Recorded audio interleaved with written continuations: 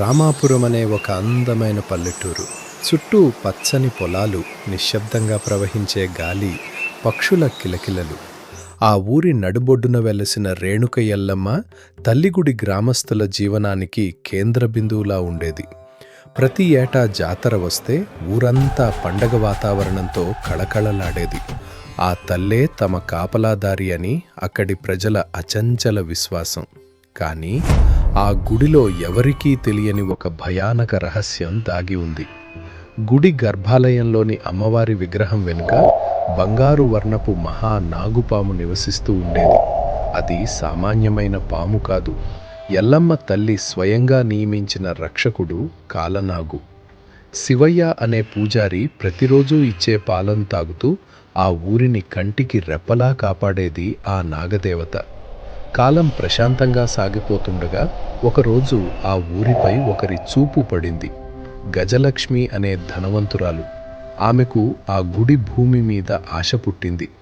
ఈ గుడిని కూల్చి ఇక్కడ ఒక విలాసవంతమైన రిసార్ట్ కడితే అపారమైన లాభం అనే దురాశ ఆమె మనసును ఆక్రమించింది. ఆమె కుట్రకు తోడుగా వచ్చాడు భైరవ అనే క్షుద్ర మాంత్రికుడు. మంత్రాలు తంత్రాలు తెలిసినవాడు, కానీ ధర్మం తెలియనివాడు. గుడిని కూలవాడు. గుడిని కూల్చడానికి కూలీలను పంపగానే వింత వింత ఘటనలు జరగటం మొదలయ్యాయి. ఎవరో తోసినట్టు కూలిపోవడం, అదృశ్య శక్తులు అడ్డుకోవడం, భయంతో కూలీలు పారిపోవడం. అప్పుడు భైరవకు ఒక నిజం అర్థమైంది. ఈ గుడికి నాగబంధం ఉంది. కాలనాగు బ్రతికున్నంత వరకు దీన్ని ఎవరూ తాకలేరు. ఆ క్షణమే భైరవ ఒక భయంకర నిర్ణయం తీసుకున్నాడు. తన విషపూరితమైన నాగపాశంతో ఆ పుణ్య సర్పాన్ని బంధించాడు. ఆ క్షణమే ఊరి చుట్టూ ఉన్న దైవిక రక్షణ కవచం చిన్నాభిన్నమైంది. కాలనాగు బందీ అవగానే ఊరిలో అనర్థాలు మొదలయ్యాయి. చెరువులు ఎండిపోయాయి, పశువులు మరణించాయి, ప్రజల ముఖాల్లో భయం స్థిరపడిపోయింది. అప్పుడు పూజారి శివయ్య కూతురు మళ్ళీ ఒక నిజాన్ని గ్రహించింది. ఈ ఊరికి వచ్చిన కష్టాలన్నీ ఆ నాగదేవత బాధ వల్లే. ప్రాణాలకు తెగించి ఆమె గుడి వెనుక ఉన్న చీకటి బిలంలోకి దిగింది. అక్కడ కాలనాగు ఇనుప గొలుసులతో బంధించబడి బాధతో కొట్టుమిట్టాడుతూ ఉంది. అదే సమయంలో భైరవ తన మాయలతో మల్లిని అడ్డుకోవడానికి ప్రయత్నించాడు.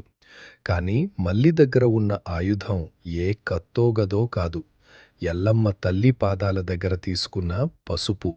ఆ పసుపును కాలనాగుపై చల్లగానే ఒక అద్భుతం జరిగింది. నాగదేవతకు మళ్లీ శక్తి తిరిగి వచ్చింది. అది ఒక్కసారిగా విశ్వరూపం దాల్చింది. పడగ విప్పి గర్జిస్తూ బయటకు వచ్చింది. గుడిని కూల్చటానికి వచ్చిన దుష్టులను ఆ మహాసర్పం చుట్టుముట్టింది. అదే సమయంలో ఊరి మధ్యలో ఒక సాధారణ స్త్రీ రూపంలో ఎల్లమ్మ తల్లి ప్రత్యక్షమైంది. ఆ తల్లి ఆగ్రహానికి భైరవ మంత్రదండం ముక్కలైపోయింది. గజలక్ష్మి తన తప్పును తెలుసుకుని అమ్మవారి పాదాల చెంత కూలిపోయింది. చివరికి ధర్మం గెలిచింది. కాలనాగు మళ్లీ శాంతించి చిన్న పాముగా మారి గర్భాలయంలోకి మాయమైపోయింది. నేటికి రామాపురంలో ఎల్లమ్మ తల్లి ఆశీస్సులు మరియు కాలనాగు రక్షణ తమతోనే ఉందని ఆ గ్రామస్తులు గాఢంగా నమ్ముతారు.